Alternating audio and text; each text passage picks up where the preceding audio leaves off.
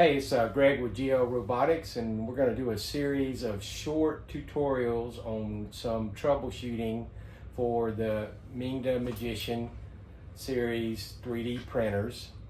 I have the X2 that I'm going to use as the example, but pretty much this would apply to the Max 2 and the Pro 2 also.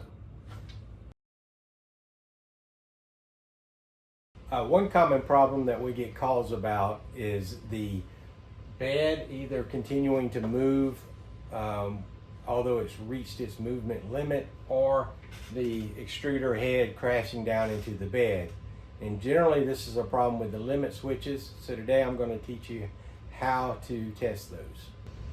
The Mindas have 3 limit switches. These are electrical limit switches, not mechanical ones. And so the way they work is they're looking for this probe either on the x-axis or the y-axis to intersect with the sensor here. And the way you can test these, here are the 3.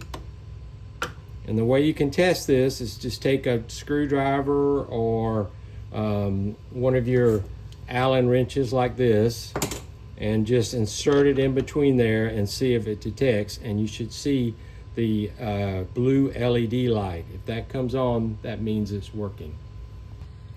If for some reason you're not seeing the LED light up, then you want to check your connections, and you can do that by removing these screws just like this.